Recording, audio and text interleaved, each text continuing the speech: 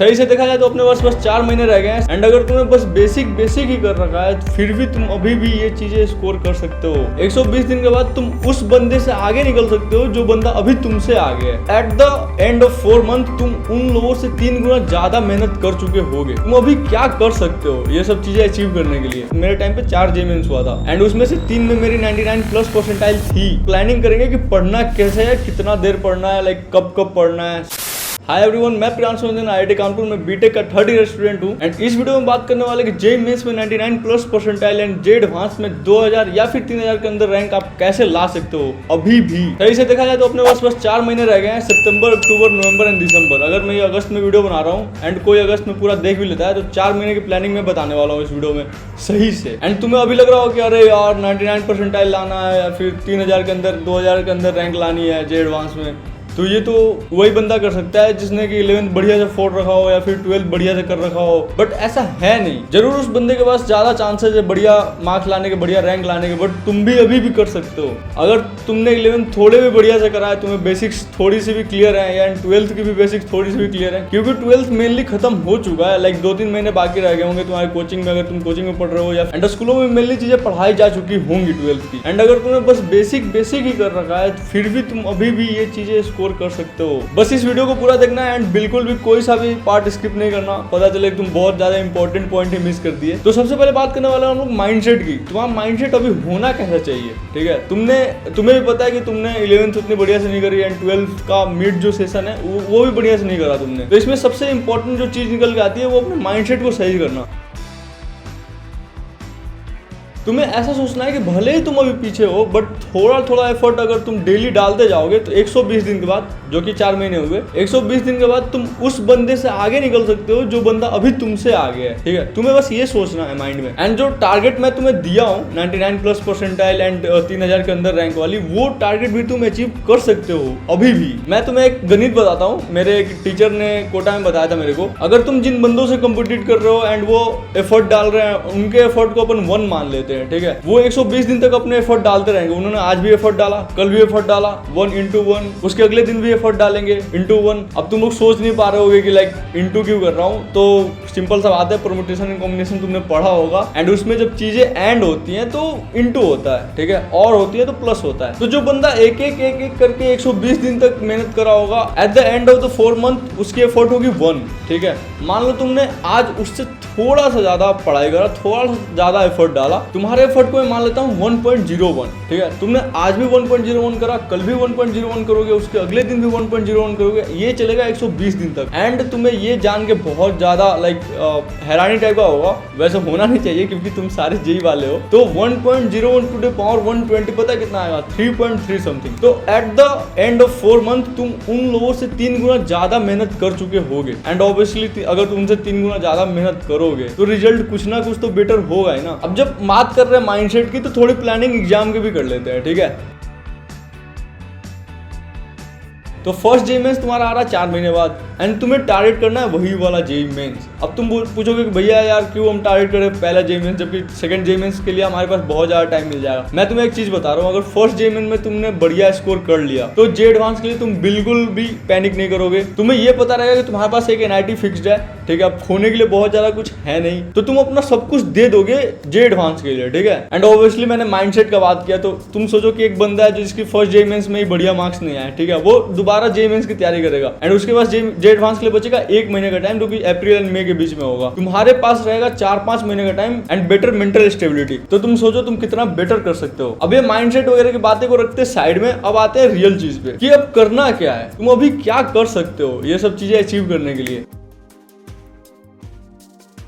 सबसे पहले तो तुमने एक पेपर उठाना है एंड एक पेन उठाना है, ठीक है। एंड 11 से लेकर 12 तक अभी तक तुमने जो चैप्टर मिस करा जो कि इंपॉर्टेंट है जेई के लिए, उसे तुमने नोट डाउन कर लेना है। अब तुम बोलोगे यार मेरे को पता ही नहीं है कि कौन सी चीजें इंपॉर्टेंट, कौन से चैप्टर्स इंपॉर्टेंट है जो मैंने छोड़ रखा है, या फिर कौन सा चैप्टर इंपॉर्टेंट है 12 को जो मैंने छोड़ रखा है। तो मैं अगस्त के अंदर ही 2-3 वीडियो निकाल दूंगा तुम्हारे हेल्प के लिए कि जेई के लिए इंपॉर्टेंट चैप्टर्स क्या क्या है, केमिस्ट्री के, मैथ्स के, फिजिक्स के, तीनों के अलग अलग वीडियो निकाल दूंगा। तो उसकी टेंशन लेने की कोई जरूरत नहीं है, ठीक है। इस चीज चीज के लिए तो सब्सक्राइब कर ही लेना। अब बात रही सेकंड चीज की, ठीक है, तो प्रैक्टिस ना तुम्हें एग्जाम के हिसाब से करना है। ऐसा नहीं कि तुम्हें ऐसा चीज पढ़ना है अभी, क्योंकि तुम्हारे पास 4 महीने रह गए, तुम्हें एक चीज तो समझना पड़ेगा, टाइम तुम्हारे पास बहुत ज्यादा कम रहेगा, ठीक है। ऐसा नहीं कि तुम्हारे पास 2 साल है, मौज में कुछ भी पढ़े जा रहे हैं, ऐसा बिल्कुल नहीं है। तो चीजें वही पढ़ो जो एग्जाम में आने के ज्यादा चांसेस हो। ऐसा एक चीज उठा के नहीं पढ़ने लग जाओ कि यार मेरे को 8 साल बाद ये चीज काम आ सकती है, वो चीज नहीं करना है यहाँ पे। जो थर्ड चीज है हमारे पास, जैसा मैंने अभी बताया कि टाइम बहुत कम है, तो एक फॉर्मूला तो हमेशा याद रखो कि तुम्हें वहां पे क्वेश्चन सॉल्व करने हैं, ठीक है। तो तुम्हें अगर कोई चीज नहीं समझ में आ रही तो केमिस्ट्री में तुम क्या करते हो, रट लेते हो, ठीक है। मान लो बहुत बड़ा एक्सेप्शन आ गया,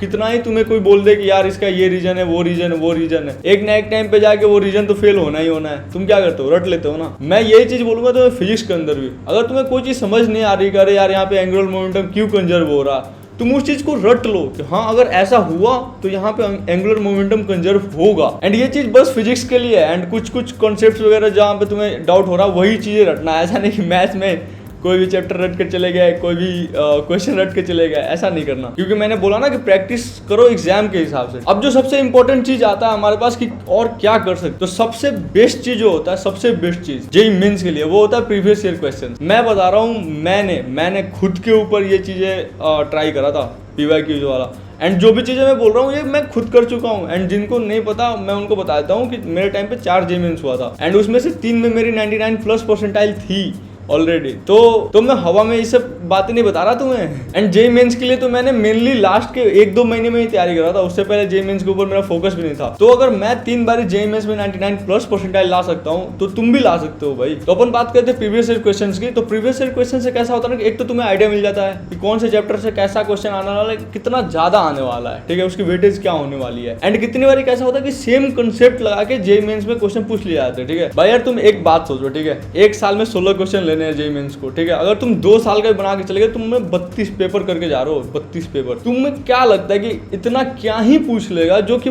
लास्ट 32 पेपर में नहीं पूछा होगा। तुम सोचो ना, तुम्हारे पेपर में ऐसा क्या ही आ जाएगा जो कि लास्ट जो 32 पेपर हुए उसमें पूछा ही नहीं होगा, कोई डिफरेंट कंसेप्ट तो आ नहीं जाएगा। तो इसीलिए प्रीवियस ईयर क्वेश्चंस बहुत ज्यादा इंपॉर्टेंट होते हैं। एंड इस चीज को तुम अभी से ही धीरे धीरे करना स्टार्ट कर दो, क्योंकि तुम्हारे पास टाइम बहुत ज्यादा कम है। एंड लास्ट में तो ऐसा करना कि बस प्रीवियस ईयर क्वेश्चन से लगाना एंड उसी को एनालाइज करके फिर वो टॉपिक सब पढ़ लेना। ये सब चीजें तो मैं वीडियो बाद में बना के तुम्हें याद दिलाता रहूंगा, तो उसके लिए भी सब्सक्राइब कर लेना। तो ये तो बात रही कि क्या क्या करना है। अब बात करते हैं कि कैसे करना है। इससे मेरा ये मतलब है कि अपन अब प्लानिंग करेंगे कि पढ़ना कैसे है, कितना देर पढ़ना है, लाइक कब पढ़ना है, समझ रहे हो। तो इसमें मैं मेनली 2 ही पॉइंट तुम्हें बोलने वाला हूँ। एक तो मैं जो हमेशा बोलता हूँ, भाई 6 घंटे तुम्हें डेली के डेली देने ही है सेल्फ स्टडी में, क्योंकि तुम्हारे पास टाइम कम है एंड तुमने पहले बहुत सारी बकचोदी करी है, लाइक 11th क्लास में थोड़ा कम ध्यान दिया या फिर 12th में कम ध्यान दिया, तो तुम्हें 1 घंटा और एक्स्ट्रा, वही जो मैंने 1% एक्स्ट्रा एफर्ट डालने के लिए बोला था वीडियो के स्टार्टिंग में, वही चीज मैं अभी यहाँ पे बोल रहा हूँ कि 6 घंटे तुम नॉर्मल स्टडी करना ही करना है।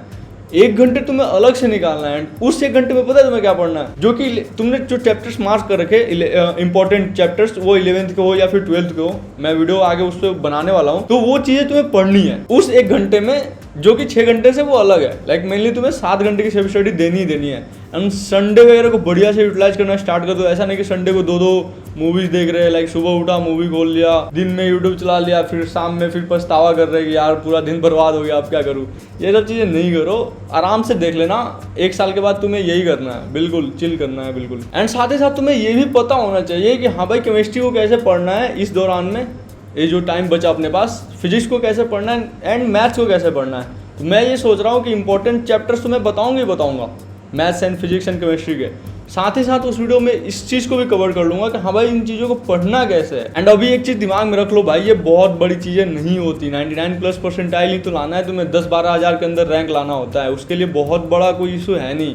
माइंडसेट तुम अभी भी वैसा ही रखो। इस वीडियो को अपन यहीं तक रखते हैं एंड होप सो कि तुम्हें चीजें समझ में आ गई होंगी कि तुम्हें क्या क्या करना है एंड कैसे करना है। एंड वीडियो अच्छी लगी हो तो लाइक कर देना। आगे भी ऐसी वीडियोस बहुत सारे लाने वाला हूँ स्टडी वीडियो। जेईई 2024 तो तुम्हारा निकाल के ही छोड़ूंगा, लाइक निकलवा के ही छोड़ूंगा। निकाल के तो क्या, मैंने तो निकाल रखा, तब तक तुम नहीं निकालोगे ना जेईई 2024, मैं वीडियो निकालता रहूंगा जेईई 2024 के ऊपर। तो सब्सक्राइब कर लेना, अगर तुम 24 के एस्पायरेंट हो, 25 के भी हो तो सब्सक्राइब कर ही लेना। सब सब्सक्राइब कर लो भाई। तो मिलते हैं नेक्स्ट वीडियो में।